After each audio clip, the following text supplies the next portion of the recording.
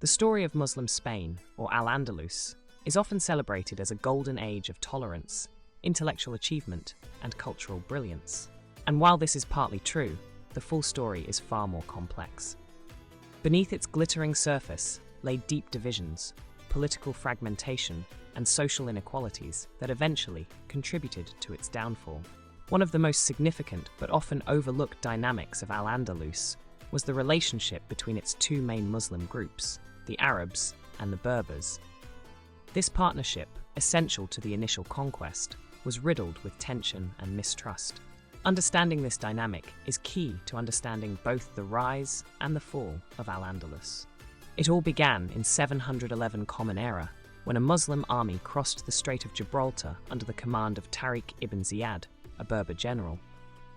Together, Berbers and Arabs defeated the Visigothic king Roderick at the Battle of Guadalete, paving the way for the rapid conquest of most of the Iberian Peninsula. The Berbers, indigenous to North Africa, provided the bulk of the fighting force.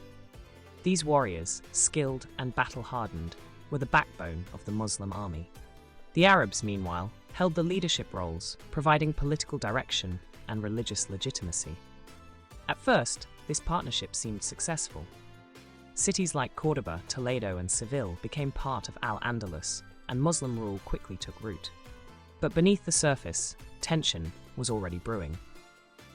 The Arab elite often viewed the Berbers as second-class citizens, a perception shaped by cultural and ethnic differences. Despite their crucial role in the conquest, Berbers were excluded from positions of real power and subjected to heavy taxation.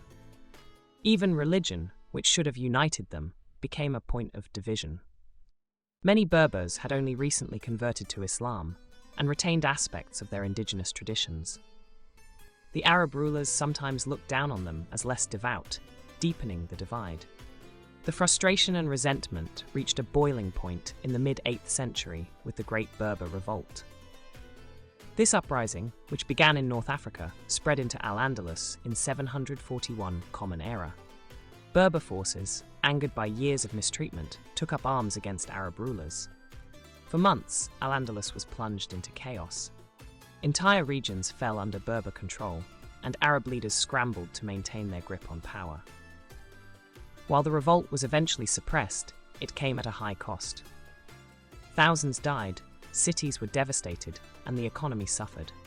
More importantly, the rebellion exposed the fragility of Arab-Berber unity and left deep scars on the social and political fabric of Al-Andalus. The divisions weren't just political, they were economic too. The Arabs controlled the fertile lands and lucrative trade routes in the south, where cities like Córdoba and Granada thrived as centers of commerce and culture. Meanwhile, many Berbers were pushed to the rugged mountainous regions, where life was harsher and opportunities were limited. This economic disparity further fueled their resentment. The Arab elite, fearing rebellion, sought to maintain their dominance through force rather than addressing the root causes of the conflict. This only deepened the cycle of mistrust and unrest. For a time, Al-Andalus managed to maintain its grandeur. The Umayyad Caliphate in Córdoba oversaw a period of remarkable cultural and scientific achievements, but the Arab-Berber divide never truly healed. When the Umayyad Caliphate collapsed in 1031 Common Era, Al-Andalus fractured into smaller kingdoms known as taifas.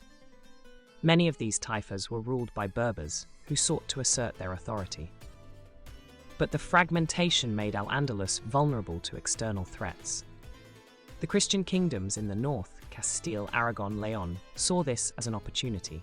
Over centuries, they launched the Reconquista, gradually reclaiming territory from the Muslims. By the 12th century, Berber dynasties like the Almoravids and Almohads rose to power, bringing temporary stability to Al-Andalus. These North African rulers reinvigorated the Muslim defenses and even launched counterattacks against the Christians. But their strict policies alienated many local Arab elites who resented their rule. Once again, the internal divisions proved to be Al-Andalus's greatest weakness. One by one, Muslim cities fell to the advancing Christian forces. By the late 15th century, only Granada remained a small but dazzling kingdom clinging to survival. In 1492, the combined forces of Ferdinand and Isabella conquered Granada, bringing an end to nearly 800 years of Muslim rule in Spain. The fall of Granada marked not just a military defeat, but the collapse of a civilization that had once been a beacon of culture and learning. The internal divisions, especially the centuries-long Arab-Berber conflict, had weakened Al-Andalus from within. This fragmentation left it vulnerable to external enemies and unable to resist the relentless advance of the Christian kingdoms. The story of Al-Andalus is a powerful reminder of what happens when societies are divided by inequality and mistrust. It was a civilization of extraordinary achievements, but its brilliance was overshadowed by internal strife. The Arab-Berber conflict serves as a cautionary tale. It shows us that unity is not just a luxury, it is a necessity for survival. As we reflect on the legacy of Al-Andalus, we are reminded that even the most powerful civilizations can crumble from within. The lessons of this history resonate today, urging us to address the divisions and inequalities that threaten our own societies.